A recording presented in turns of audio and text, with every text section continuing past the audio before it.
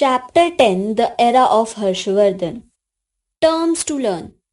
Deshas, the name given to provinces of Harsha's empire. Kumarmatya, the official who governed a province during Harsha's regime. The decline of Gupta power gave rise to various small independent kingdoms. Among them, there was a kingdom called Thanesar near Kurukshetra. It was ruled by Prabhakar Vardhan. Prabhakar Vardhan is considered to be the founder of this kingdom. He was succeeded by his son Rajavardhan, but he was treacherously murdered, so his young brother Harshavardhan ascended the throne. Harshavardhana 606 to 647 AD. Harshavardhana was only 16 years old when he ascended the throne. He is regarded as the last great ruler of ancient India. We know about his regime through Harshcharitra, written by his court poet Bahana Bhatta, and Shiuki, written by Hain Sang. When Harsha ascended the throne, his kingdom was being threatened by his ancestral enemies, the rulers of Gujarat and Bengal. His brother-in-law Grihavarma was the ruler of Kannauj, and he was killed by the ruler of Bengal. Harsha first rescued his sister Rajashri, who was going to commit sati, and brought her back to Kannauj. Later, the kingdoms of Thanesar and Kannauj were united, and Kannauj was made the capital of Harsha's kingdom.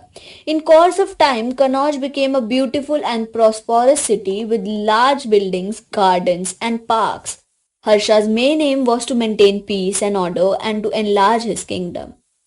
Harsha's conquest. Harsha spent years of his regime in conquering the neighboring kingdoms. He led a successful campaign against Shashank, the rulers of Bengal. He fought successful battles in Punjab, Kannauj, Bengal, Bihar, and Orissa.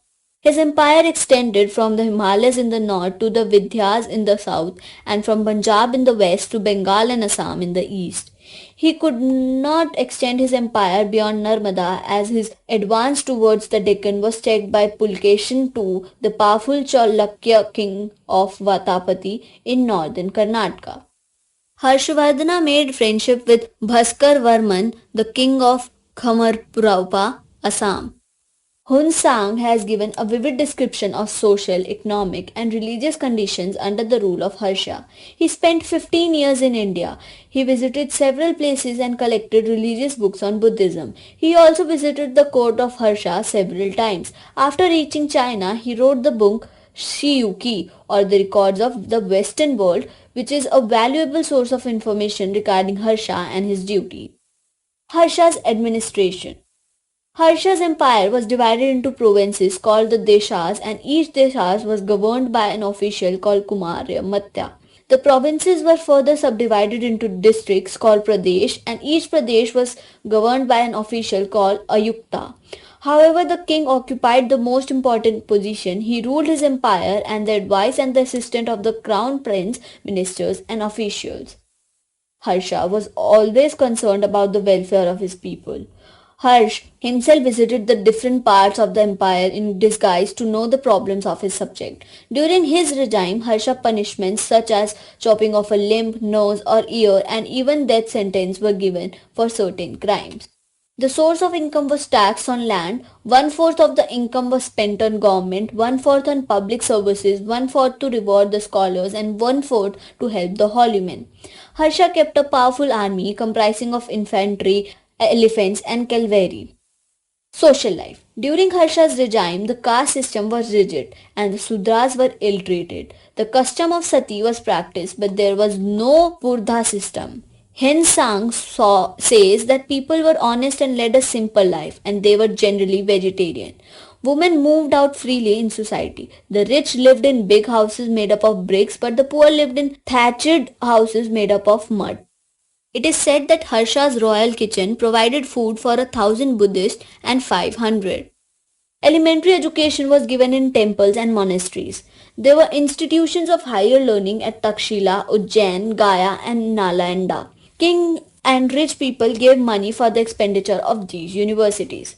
Nalanda University in Bihar was the most famous university during Harsha's regime. Students from various parts of the world came to study here. There were about 10,000 students and 1,500 professors. The students were providing free education and free boarding and lodging. Besides the Brahminical and Buddhist religious literature, grammar, logic, philosophy, medicine, astronomy, and metaphysics were taught. Sanskrit was the medium of instruction. Hensang himself studied and taught into Nalanda University. Nalanda University was set up in the Gupta period, but it gained reputation during. Harsha himself was a great scholar. He wrote 3 plays in Sanskrit, namely Ratnavali, Priyadarshika, and Nagananda. Religion. In the beginning, Harsha was a worshipper of Lord Shiva and the sun god, but later on he adopted Buddhism. He became a great patron of Buddhism like Ashoka and Kanishka. He had called a special assembly of Buddhist monks and scholars to honor Hensang and to give publicity to the Mayama faith. He always held on assemblies or a religious festival after every 5 years at Pratyag and donated liberally to the priests and monks. It is said that Harsha used to worship the Buddha the first day, the sun on the second day, and the Shiva on the third day. Harsha died in 647 AD. After Harsha's death, his empire collapsed and small kingdoms emerged once again.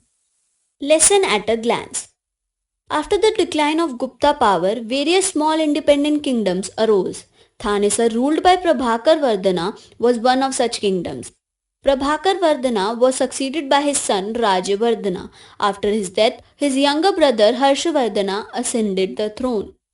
Harshavardhana 606 to 647 AD conquered many neighboring areas and set up a big empire. His empire extended from the Himalayas in the north to the Vindhyas in the south and from Punjab in the west to Bengal and Assam in the east. He had Kannauj as his capital. Banabhatta, his court poet, wrote Harshcharitra. Hen Sung, a Chinese traveller, visited the court of Harshavardhana.